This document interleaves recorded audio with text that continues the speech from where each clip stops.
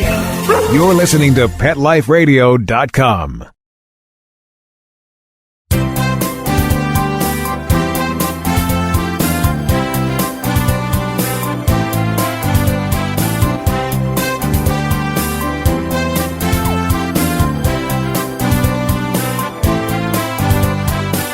And good morning and welcome to everybody. It's for some of you, good afternoon.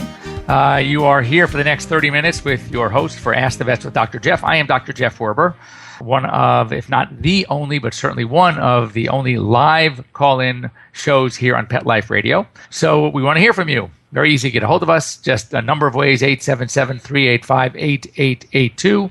You can also go ahead and just join the conversation. If you join us online, you go to Pet Life Radio, click on the Ask the Vets with Dr. Jeff tab, and you'll see a big box come up, and you can join in the conversation. And lastly, you can just go ahead and send me a quick email while we're here live to drjeff@petliferadio.com. I will have it forwarded to me as we speak, and we could talk about anything you want to talk about, your dogs, cats, or other. Pretty much dog, cats, the small animals. I'm going to get you an answer like now, live.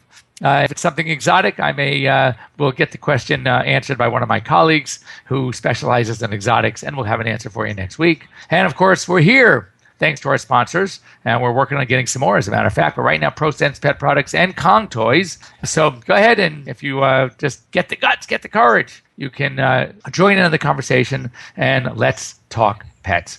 So anyway, I hope you guys are enjoying your summer. It's getting hot here in Southern California, and from what I understand, it's getting hot in other places of the country as well. As a matter of fact, we've been getting a lot of news stories about pets in cars. Interestingly, Tennessee just passed a law that if you are walking around driving and you see a dog in a parked car, you can actually break into that car. So, of course, I'm not recommending you take that brick yet and going through a window. Obviously, that could be dangerous for the pet inside as well. But do know, follow the normal course. If it's in front of a store front or a 7-Eleven or some sort of quick shop, you want to open the door and scream, "Did anybody have this dog in this car? Anybody own this car?" If you walk into a building and there's a front desk, ask anybody to be paged. A supermarket to be paged if in fact they have a dog in the car. But the key really is that you want to do what you can to get that dog out legally, legitimately, safely. However,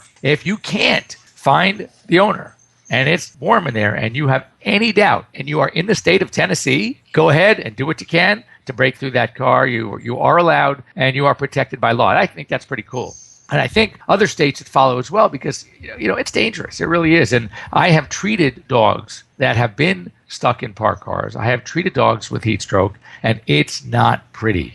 And it's very sad because many of them don't make it. So I think Tennessee had a lot of courage to do so, and I think it's a great idea. So, another thing that, came to my mind is that we have, a big problem with cars overheating, not just, heaven forbid, an animal or a child left in a car or even driving in a car. You got to put the windows down. You got to have air conditioning going. And a lot of cars overheat this time of year. And one winter problem that where cars can freeze over, but it also helps prevent cars from overheating, and that's antifreeze. Antifreeze is very commonly used all year long. It's, as I said, during the cold, it's to help prevent cars from freezing. During the summer, it helps from cars overheating. And at least many of them contain an active ingredient called ethylene glycol. And ethylene glycol typically has a very sweet taste. So when it's dripping from a carburetor, or if it's there's a container of it in your garage, it's actually a taste that dogs and even cats don't mind licking on. So when you have that radiator leak, that could be a problem. Why? Because ethylene glycol is a very, very severe kidney toxin. It is nephrotoxic, as we like to say, and can be deadly. And interestingly, there was a new law that was put into effect years ago, all really because I believe she was either somewhere between 7 and 10, maybe 11 years old. She wrote a letter because she had a dog that died from ingesting ethylene glycol. And she started a campaign to ultimately have a lot of these companies that make antifreeze to add bitters to the antifreeze that obviously will not affect its ability to work, to function as anti-freezing and anti-overheating, but it will help prevent dogs and cats from licking the antifreeze. And it did become law, so most of the newer antifreezes out there will have this ingredient in it to make it not taste so good, because it really does taste very sweet. But a lot of the antifreezes out there still, especially the older ones, and especially ones that you might have in your garage, still contain the good old-fashioned sweet-tasting ethylene glycol antifreeze. Now, how this sort of interested me so much is that I realized that antifreeze is a severe kidney toxin, and there are other products out there, other items out there, other drugs out there that can be very, very seriously dangerous to a dog's kidneys. And I realized that this is something that, we've talked about certain toxins in the past, but maybe for this show, I want to concentrate on dogs and kidneys. And of course, it would apply to cats as well, though there are other things that I would add to this list for cats. But let's talk about some of the things that can be very dangerous to dogs. And what's interesting is not all of them are always dangerous to every dog. And many of them are dose related. As a matter of fact, we can use them in low doses. It is the high doses that causes a problem, which makes it even more challenging because we don't always know on an individual dog's basis what can be toxic. And some of the things that we offer our dogs, because they need them, we are being prescribed them, and yet that same medication in much higher doses can be deadly. So first of all, how do you know? What are some of the symptoms when we think about toxicity when it comes to dogs? What are some of the things we worry about? And how do you tell whether or not your dog is even having problems with his kidneys? How do you know to recognize? Before you make that phone call or rush to the veterinarian, you want to know what you're looking at. So let's go through a quick list of some of the things that we could look at that should at least, pique our interest if we see it in our dogs. Number one is dogs not eating. They become a little more sluggish. As we call, they're anorexic. They may be drooling, and we'll talk about that because some of these products actually cause, as one of the kidney toxins called BUN, that's an internal toxin, it elevates, it causes some oral ulcerations occasionally, and these dogs will drool. They don't want to swallow well. Vomiting, certainly a biggie. Increased thirst and increased urination, as in early stages of kidneys. All right. What's happening is in the early stages of disease or failure, the kidneys stop functioning well as a filter. The job of the kidney typically is to read the water balance, if you will, in the body. And it says to itself, it says to the glomeruli, okay, guys, here's what you got to do. We need, of the water that this dog just took in, we need to keep about 30% of it, and the rest you can urinate out. Well, what happens is, as kidneys start to fail, they lose that ability to make that judgment. So everything that goes in basically comes out. That's why dogs in kidney failure, the urine is very clear because they're not concentrating at all. So because of all that fluid loss through these kidneys that are no longer functioning properly, what happens? The brain says, hey, buddy, you got to drink. We're running out of water here. So we have this cycle. We're taking in more water because the kidneys aren't doing their job to retain fluid, and therefore they're urinating it out. Now, the opposite happens, though. Once kidneys really start to fail to the point of shutdown, they no longer make urine at all. This happens, prior to succumbing to whatever disease. When these kidneys shut down, they become anuric. Anuric means no more urine being formed, and that's a problem. As that BUN, that blood urea nitrogen, starts to elevate because of kidney disease, kidney failure, it also has a toxic effect on the brain. And we can see seizures, we can see coma, and of course, in the ultimate stages, we can see death. So it is so important to recognize those early signs. So you got a dog that's going to maybe not want to eat, drooling, vomiting. You might even notice because they're drooling, they also have really bad breath. They'll get, at the beginning or the early and mid stages, they'll get very, very thirsty, and they'll be urinating a lot, and then all of a sudden, they stop urinating, they can start to seize and go into a coma, and ultimately death.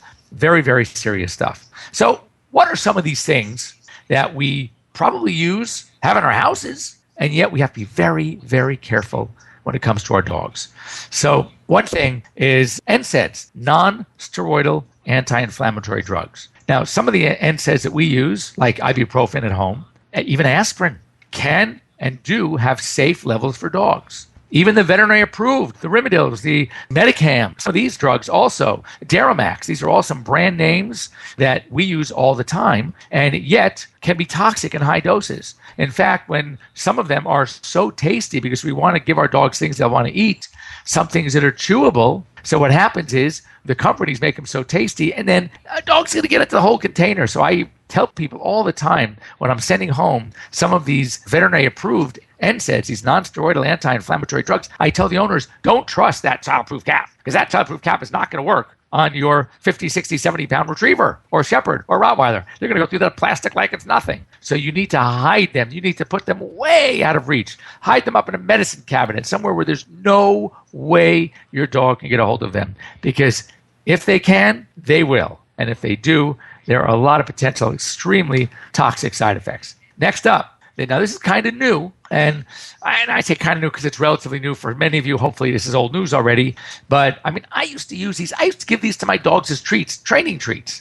Sit, good boy, and I used to toss one. Grapes, raisins, grapes, currants are all very potentially toxic. And here's the problem. Not every dog will have a toxic reaction to these raisins, grapes, and currants, number one. And number two, they're dose related, and there's a lot of argument out there as to what that dose is. Is one raisin or one grape going to really affect a 70-pound retriever? Most likely not. And is every retriever Labrador? I mean, I used to do them all the time. I've never had this reaction, which means that probably my dogs were lucky ones and didn't have or didn't lack whatever it was, this enzyme that causes a problem with these raisins and grapes. There's something in the skins, the prosenthiodins, that have a toxic effect. It's not completely understood why. We don't know all the dose ramifications, but for those dogs that are sensitive, yes, it could be deadly. So again, raisins, grapes, something you want to be very careful about. The ethylene glycol, obviously we talked about the NSAIDs, the raisins and grapes. Now, another thing, and again,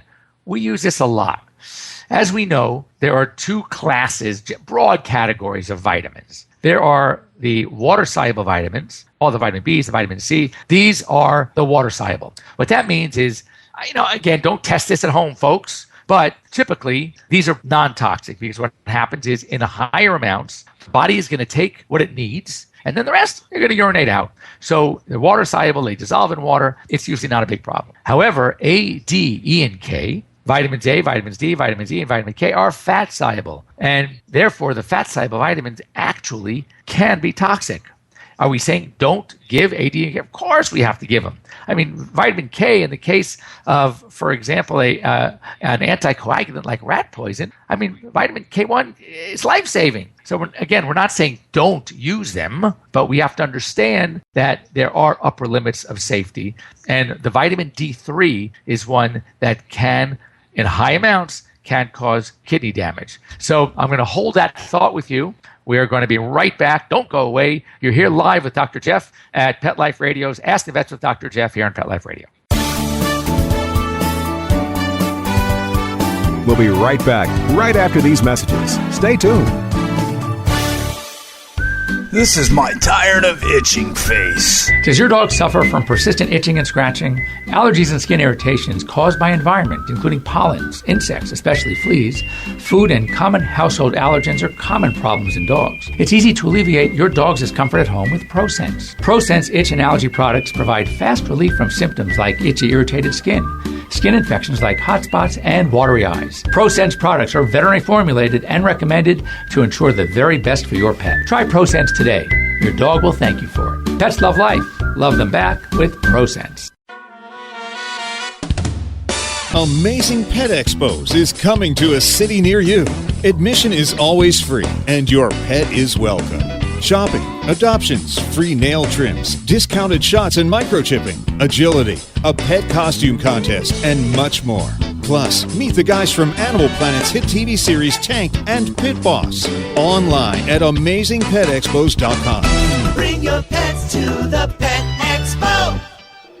Hey everybody, this is Tim Link, host of Animal Rights on Pet Life Radio. Got some exciting news for you here today. My audiobook is now available. Wagging Tails, Every Animal Has a Tail is now available in audiobook form through audible.com, amazon.com, and iTunes. It's a collection of 32 conversations I've had with the animals. It's a fun, interesting, heartfelt book that's suitable for all age groups. So everybody pick up a copy of the audiobook, Wagging Tails, Every Animal Has a Tail. You'll be glad you did.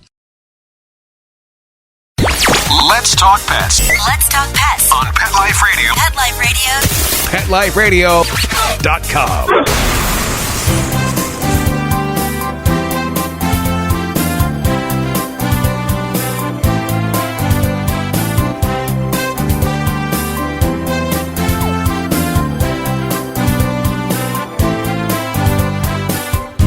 And welcome back. You're here live with Dr. Jeff Werber here on Pet Life Radio's Ask the Vets with Dr. Jeff. We were talking about kidney toxins.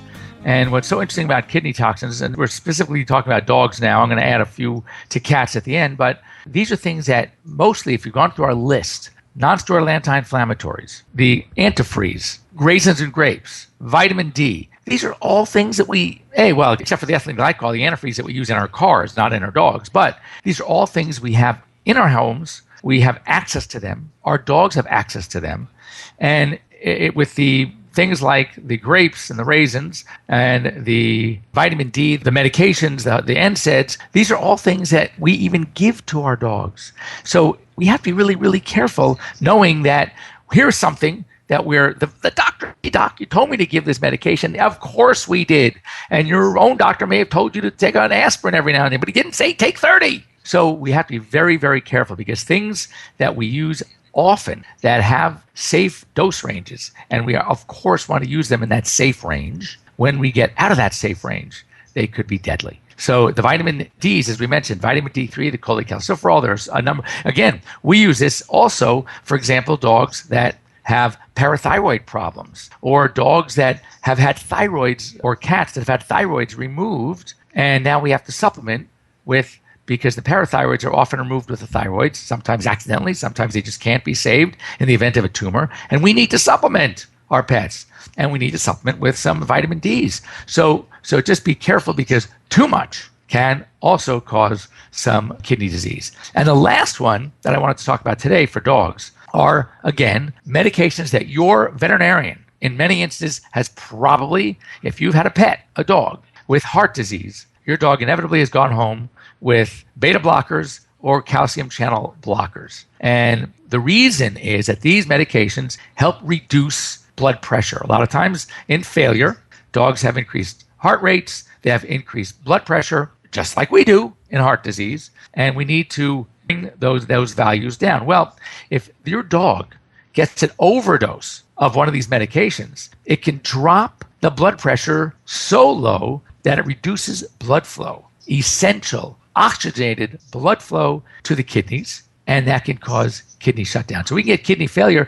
Really, the kidney themselves is fine. The tissue is normal. The anatomy is working. The glomeruli are working, right? The loop of Henle is working. Everything is working beautifully, except for one thing. We're not getting enough blood flow through them, and with blood comes oxygen, and the kidney tissue starts to fail. It starts to die because your dog got a hold of too much of what was given to them for one organ's health, and it destroyed another organ's health. So again, when it comes to the old adage, more is not always better. Now, some might argue with money, for example, more might be better. With weight loss, yep, more might be better. The more weight you lose, the better you're going to be. That's great. But when it comes to drugs, when it comes to drug dosing, we have a dose range. We want to stay within that range. And just because 2 aspirin did the job doesn't mean that 5 are going to do any better. As a matter of fact, it could hurt you. So keep that in mind when dealing with these medications. So also what I wanted to do is add on. So first of all, I'd be curious to know. Send me a note to Dr. Jeff, Dr. Jeff at PetLifeRadio.com, or join in the conversation, which I'm just checking here again to see if anybody has. And no one has joined in our conversation to let us know if they have had a pet, a dog, that has ever had a problem with any type of kidney failure. I think it's very important.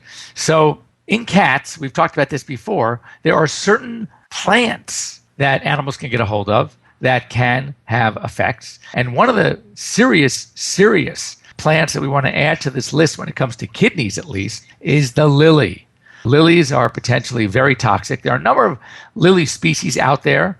My thumb is brown, it's not green, so I can't go through them all and tell you. You definitely want to check with your poison control. But my blanket rule would be, when in doubt, avoid. So if you have a lily around the house that you think, well, I think it's not one of them, I think it's one that's safe on that safe list, until you know for sure, don't think, because you thinking wrong could be deadly to your cat. And mind you, it's not just, well, God, no, doc, my cat doesn't eat the plant, doesn't lick on the lilies, doesn't eat the leaves. That could be great. But guess what? If they drink the water at the bottom of that vase that has been sucking all the lily juice into it as well, that could be enough to cause severe, deadly toxicity. So it's not just the leaves. Your cat could be a non-plant leaf eater and still die from licking the water that is hydrating that lily flower, that lily plant. So be really, really careful with those things as well. And if you have any questions about a toxin, there's some great poison control websites. You can just go online, Google. ASPCA has a great one. So you can send me a note. I will pass it on to my very good friend and colleague, Dr. Justine Lee, who is boarded in emergency medicine and in toxicology. And she will get back to me, and I will in turn get back to you. We've had Dr. Lee here on the show in the past, and I'm sure we can have her come back on. In fact, if this is something you'd really like to know more about household poisons, these are things that you have in your medicine cabinets, you have in your garages, you have under your counters in the kitchen, cleaning agents, solvents, foods, whatever, be very, very interesting. And by the way, it's not necessarily just kidneys. It causes blood sugar problems. It causes liver disease. But we've talked in the past about an ingredient in sugarless gums named xylitol. And it is okay for people, but it can be deadly to dogs. Well, interestingly, and this is a caution out there while we're on the subject of things that can be toxic in general, that there are, and I don't know the brand, so you're going to have to check it out, but some of the new sugarless peanut butters, where it says reduce sugar, reduce calorie, reduce fat peanut butters, may have xylitol. Now, mind you, I'm not advocating that you should be giving your dogs peanut butter as a normal part of their daily routine. However, if they would get into wholesome peanut butter, yes, it's a little fatty. That concerns me. There could be an issue with some of the fatty nuts and pancreatitis. But look, let's face it, for most dogs, and they like it, a small amount of peanut butter that you can use to give with their medication is fine. You want to get some good video of your dog doing some fun things, talking, give him some peanut butter, put it on the roof of his mouth, and you can have a lot of fun with it. That's fine. However, just understand that check the labels of the peanut butters that you buy. And if you are buying one that is promoting low calories, less sugar, etc., don't necessarily think, this is even better for my dog because it's less fat, less sugar. Au contraire, because if they're sweetening it with the artificial sweetener xylitol, that's xylitol, then it can be potentially deadly to your dog. So be really careful there as well. So anyway, I hope I gave you enough food for fodder here to think about things that you have around. It's always a good idea if you're thinking about giving something to your dog or your cat that you've never given before. And even your friends have given it and they say, it's fine, it's fine. It could be. I'm not saying it's not fine. But give your veterinarian a call. Ask your vet. Ask someone from their staff. Is it safe? Are there precautions? Is there too much? And that's the key. That what might be too much for one dog, right, or not too much for one dog, might be too much for your dog. And as we mentioned, a lot of these things we talked about today are normally given to dogs and are totally safe. But they have a toxic dose. And if we exceed that safety dose and we get into the realm of toxic doses, it can be very dangerous for your pets. And there are many things out there that are just like that are safe in small amounts, but may not be so safe in larger amounts. So again, check with veterinarian. Anyway, I want to thank you for joining me here today on Pet Life Radio's Ask the Vets with Dr. Jeff. I would love some input. If you guys have any subject that you'd like to hear more about, if you'd like me to make it a little bit more understandable. Sometimes you go to the vet, they're throwing all this stuff at you, they're throwing these words at you, you don't understand, and you're afraid to sound dumb, like, Doc, I don't get it, can you go over it again? You know what? It's okay, because that's what I love to do, is help you make things for you very understandable. And when you understand things, it makes much more sense why and do what we do. So, therefore, we'll see you here next week here on Ask the Vets with Dr. Jeff at 9 a.m. Pacific, at 12 noon back east, and wherever you are in between, it's going to be 10 or 11 o'clock as well. I want to thank sponsors once again, Prosense Pet Products. Find them at your local Target or Walmart, and also Kong Toys. And God, you can find Kong everywhere. See you next week. Thanks for joining me. Let's Talk Pets, every week on demand, only on PetLifeRadio.com.